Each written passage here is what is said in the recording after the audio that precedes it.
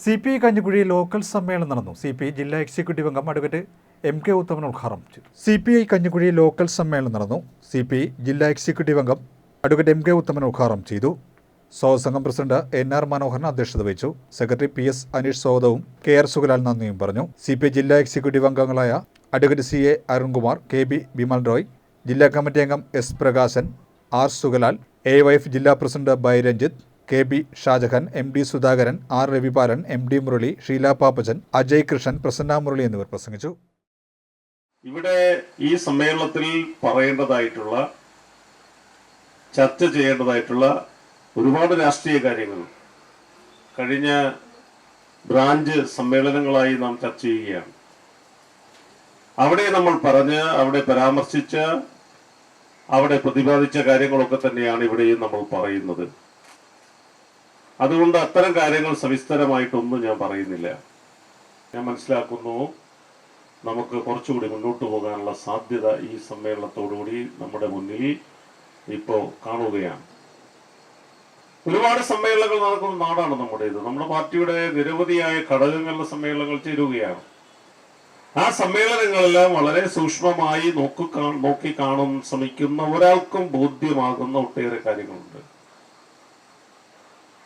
അപ്പോൾ തീർച്ചയായും നമുക്ക് മുന്നോട്ട് പോകാനുള്ള സാധ്യത, കഞ്ഞിക്കുഴിയെ സംബന്ധിച്ച് ഞാൻ പറയേണ്ട കാര്യമില്ല.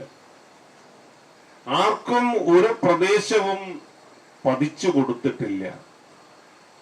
പൂർണ്ണമായും ആർക്കു വേണ്ടിയും മാറ്റിവെക്കപ്പെട്ടിട്ടുള്ള ഒരു പ്രദേശവും നമ്മുടെ നാട്ടിലില്ല. അതൊക്കെ വെറും സങ്കല്പങ്ങൾ മാത്രമാണ്. പ്രവർത്തനമാണ് അളവുകോല്, അതിന്റെ മികവാണ്. എത്ര കണ്ട് ജനകീയ പ്രശ്നങ്ങൾ നമുക്ക് ഏറ്റെടുക്കാൻ കഴിയുന്നു, എത്ര കണ്ട് ജനങ്ങളെ അഡ്രസ് ചെയ്യാൻ നമുക്ക് കഴിയുന്നു, അവരുടെ പ്രശ്നങ്ങളിൽ എത്രത്തോളം നമുക്ക് നിലയുറപ്പിക്കാൻ കഴിയുന്നു, ഇതാണ് നമ്മുടെ മുന്നേറ്റത്തിന്റെ അടിസ്ഥാനം.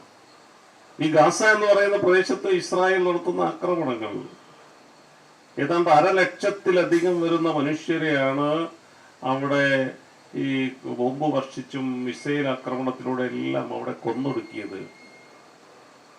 എല്ലാ രാജ്യങ്ങളിലും നിയമങ്ങളുണ്ട്, പ്രത്യേകിച്ച് ക്രിമിനൽ നിയമങ്ങൾ. ഇപ്പൊ നമ്മുടെ രാജ്യത്ത് പുതിയ നിയമങ്ങൾ, ഇന്ത്യൻ ശിക്ഷാ നിയമത്തിന് പകരം ഭാരതീയ ന്യായ സംഹിത വന്നു.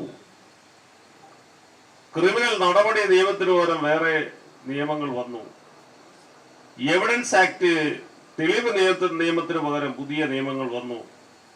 ചിലതെല്ലാം മാറി എന്നതിനേക്കാൾ അതിനപ്പുറത്തേക്ക് 1800-കളിൽ ലോർഡ് മെക്കാളെ പ്രഭു ഇന്ത്യക്ക് സ്വാതന്ത്ര്യം കിട്ടുന്നതിന് ബ്രിട്ടീഷ് കാലത്ത് ആവിഷ്കരിച്ച നിയമങ്ങൾ, ഇന്ത്യൻ ശിക്ഷാ നിയമം, അതിൽ പറയുന്ന പ്രധാനപ്പെട്ട കാര്യങ്ങളൊക്കെ തന്നെയാണ് ഈ ഭാരതീയ ന്യായ സംഹിതയായിട്ട് വന്നപ്പോഴും ഇതിനകത്തുള്ളതല്ല.